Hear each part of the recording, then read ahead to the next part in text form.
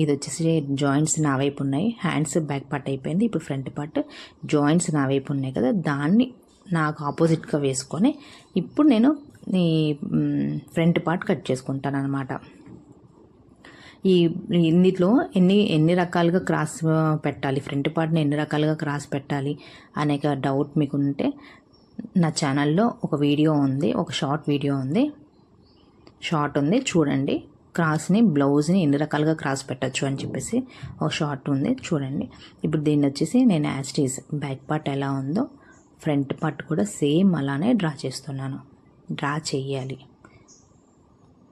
చేసిన తర్వాత మనం దీన్ని బట్టి మన ఫ్రంట్ పార్ట్ ఎంత వచ్చింది ఏంటి అని చెప్పేసి చూసుకోవచ్చు అనమాట. ఈ వీడియో నచ్చితే ప్లీజ్ లైక్ చేయండి, ప్లీజ్ కామెంట్ బాక్స్లో కామెంట్ చేయండి, నా ఛానల్ని సబ్స్క్రైబ్ చేసుకోండి. ఇప్పుడు వరకు ఎవరైనా సబ్స్క్రైబ్ చేసుకోకపోతే సబ్స్క్రైబ్ చేసుకోండి.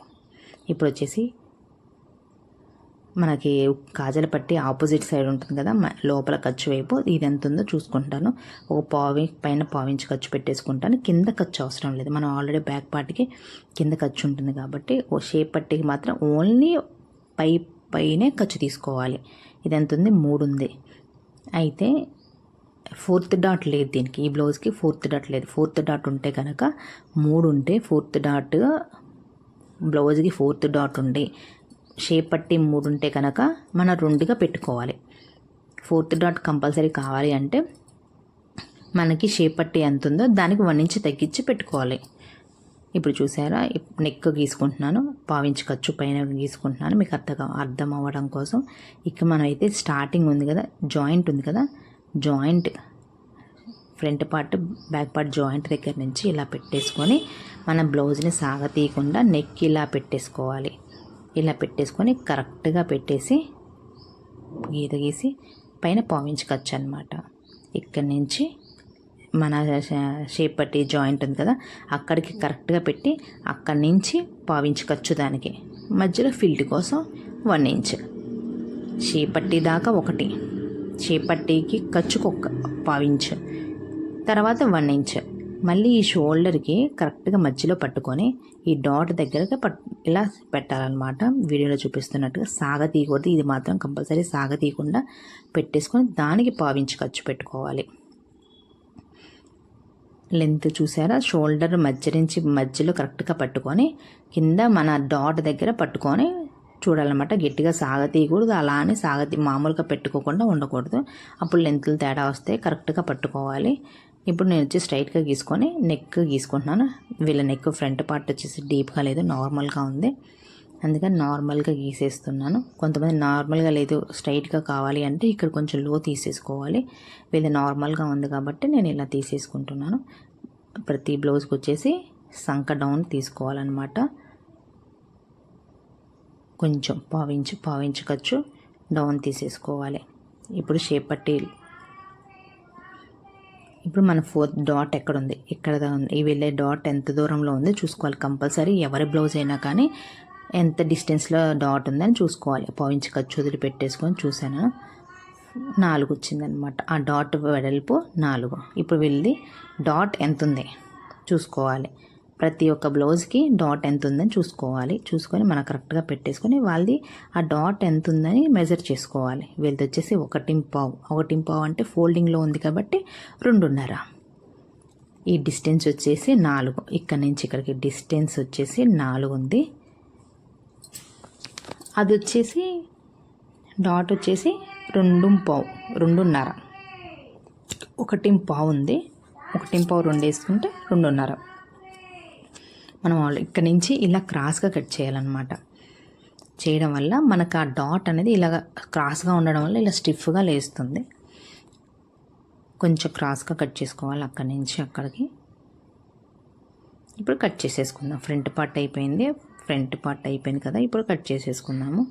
నెక్ దగ్గర మన కత్తెరని పట్టుకొని కట్ చేసేటప్పుడు నెక్ దగ్గర మన కత్తెరలు ఆపకుండా కట్ చేసుకోవాలి.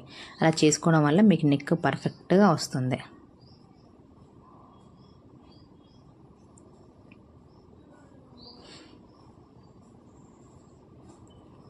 ఇది కటింగ్ వీడియో, స్టిచ్చింగ్ వీడియో కూడా నా ఛానల్లో ఉంది. మీకు ఏమైనా డౌట్స్ ఉంటే వెళ్ళి చూడండి. మీకు ఏమైనా డౌట్స్ ఉంటే కామెంట్ బాక్స్లో కామెంట్ చేయండి, నేను మళ్ళీ ఎక్స్ప్లెయిన్ చేస్తాను.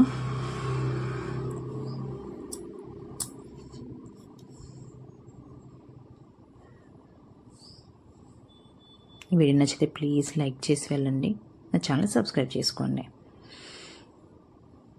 ఇప్పుడు మనకు షేప్ బెల్ట్ తీసేసుకోవాలి. ఇప్పుడు దీని వెడల్పు ఎంత ఉందో చూసుకొని షేప్ బెల్ట్ తీసుకుందాము. నేను ఆల్రెడీ మధ్యలో 2.5 కదా, నేను ఏం చేస్తానంటే ఫస్ట్ 2.5 పెట్టేసుకొని ఆ 2.5 తీసేస్తా. అక్కడి నుంచి టిక్ పెట్టుకొని అక్కడి నుంచి ఎంత ఉందని చూసుకుంటాను అనమాట. ఇలా చూసుకోవడం వల్ల మనం స్ట్రైట్గా పెట్టకూడదు టేప్. మన టేప్ ఎన్ని వంకర్లు ఎంత రౌండ్గా ఉందో అన్ని వంకర్లు టేప్ని తిప్పేసి చూసుకోవాలి. ఇది వచ్చేసి 10 ఉంది. 10 స్ట్రైట్గా గీసేసుకోవాలి. కరెక్ట్గా పెట్టేసుకొని 10 ఉంది వాళ్ళు పెట్టేసుకొని ఇంకా టేప్ స్కేల్ తీసుకొని స్ట్రైట్గా గీసేసుకోండి.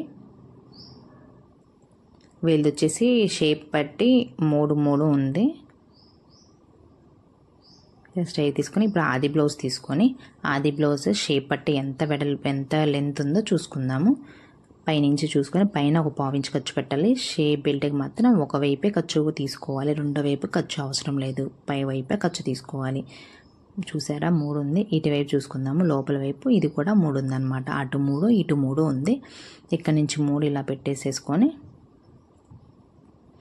ఇక్కడ నుంచి వెళ్ళి 3 ఇలా పెట్టేసేసుకుందాము. పెట్టేసుకొని మధ్యలో కొంచెం కర్వ్ వచ్చేలాగా తీసుకుంటే సరిపోతుంది. వీళ్ళకి చెస్ట్ కొంచెం ఎక్కువగా ఉంటుంది, మనం ఎక్కువ తీసినా కానీ ఇలా పైకి వెళ్ళిపోతూ ఉంటుంది. అందుకని నేను కొంచెం లైట్గా కర్వ్ తీసాను. మనకు పైన 1/4 ఇంచ్ కింద 1/4 ఇంచ్ వెళ్ళిపోతుంది కాబట్టి పెద్ద ఇబ్బంది ఏమి ఉండదు. ఇంతే అండి బ్లౌజ్ కటింగ్, చాలా ఈజీగా ఉంటుంది. ప్రాక్టీస్ చేయండి. మీకు అర్థం కాకపోతే కామెంట్ బాక్స్లో కామెంట్ చేయండి, నేను మళ్ళీ ఎక్స్ప్లెయిన్ చేస్తాను. ఎక్కడైనా అర్థం కాలేదు అంటే కామెంట్ బాక్స్లో కామెంట్ చేయండి, నేను ఎక్స్ప్లెయిన్ చేస్తాను.